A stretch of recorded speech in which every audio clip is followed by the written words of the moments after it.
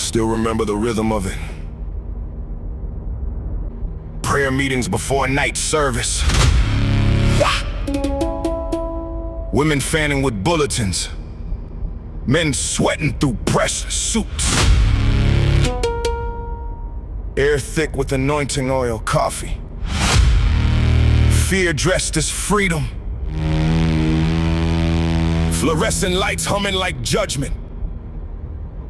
Then his voice split the room. You must be in a cave or coma if... And silence hit like lightning.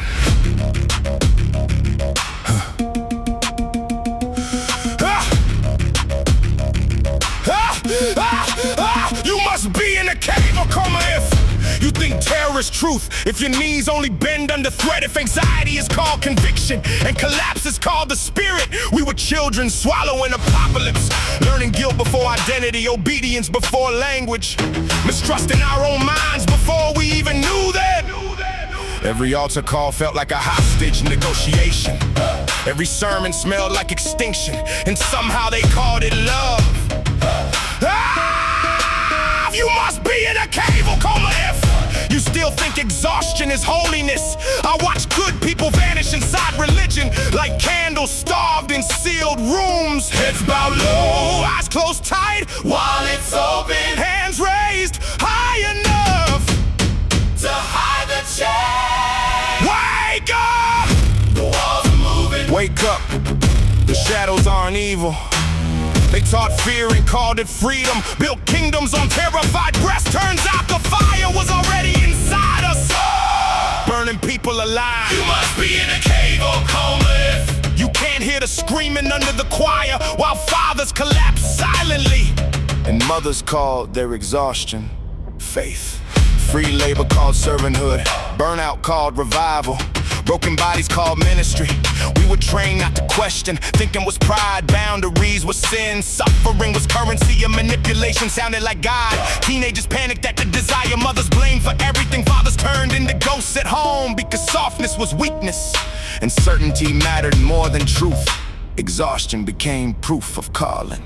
Then came the offering plate, passed like debt disguised as devotion. You can't outgive God, try it. Rent became faith, food became worship, bills became loyalty tests. Single mothers calculated miracles, families chose which need to die tonight, and nothing ever came back. Only pressure to give again and again and again. The system called it sowing, but it only consumed. I watch dollars pass shaking hands while platforms preached abundance. Late rent, silent tears, forced faith, fear dressed up as devotion. You can't outgive God, hit different when survival was the cost. Volunteers cleaning after midnight, preachers driving home under city lights. Nobody called it exploitation, they called it kingdom work. Burnout became favor, silence became holiness, and if you questioned it, you became the problem. I saw inheritance being formed, not faith.